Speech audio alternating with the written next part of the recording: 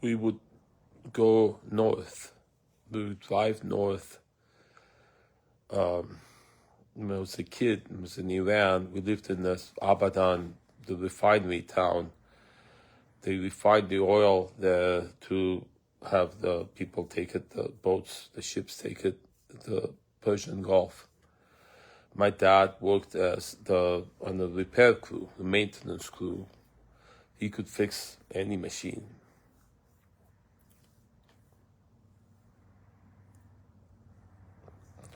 And in the summertime, we would go north to visit my extended family.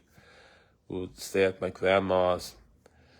And then my aunt, Vasenik, would often invite me to have sleepover. And I said before, like, she would be smiling. It would puzzle me why she would invite me over.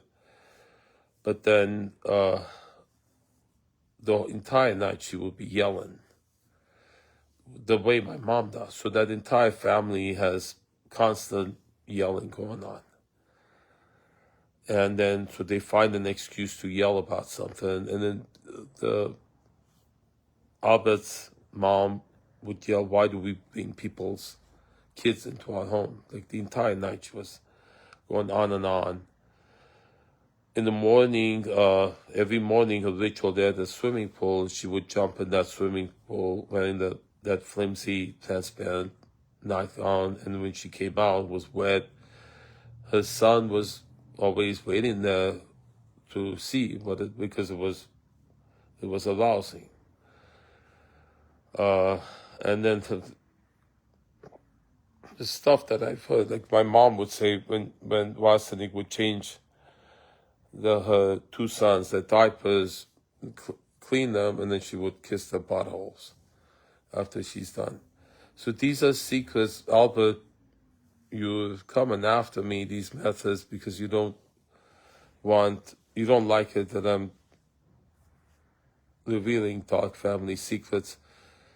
You got angry, triggered. I noticed when I said that the people who died of cancer, they were dying because cancer is a socially acceptable way to commit suicide. John committed suicide, but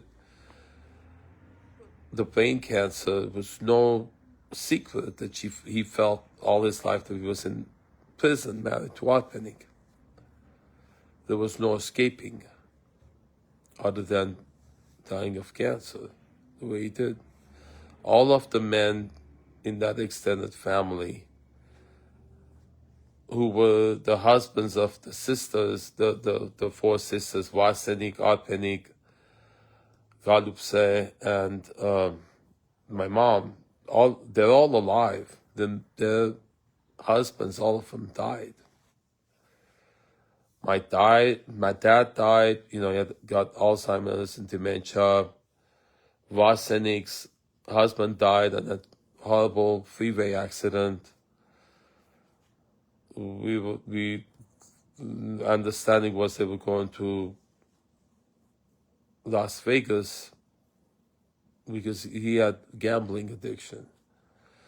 And then Galupse's husband died, Dikran, brain tumor, blood clot to the brain.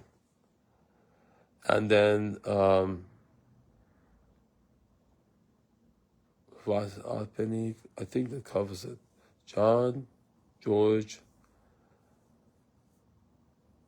Dikran, my dad, yeah. And then, and so he got triggered in this text conversation I posted. He kept saying, a-hole, a-hole, a-hole.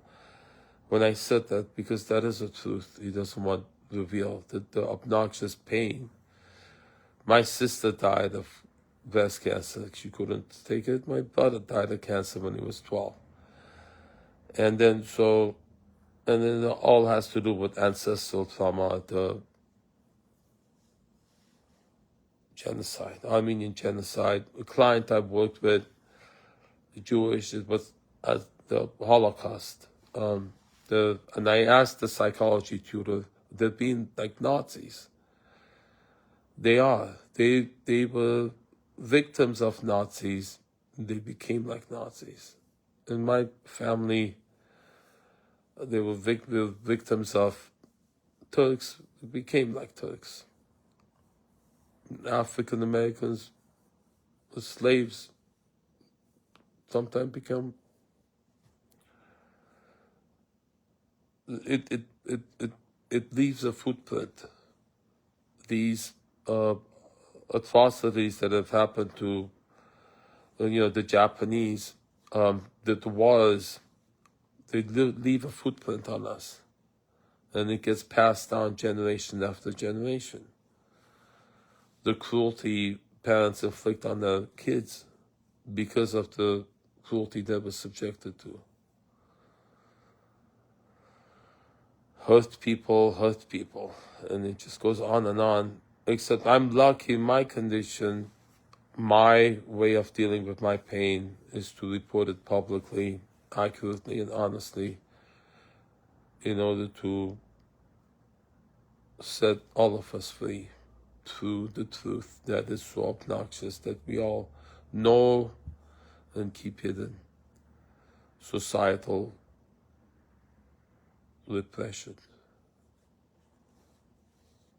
I'm countering that, revealing the things nobody wants to hear.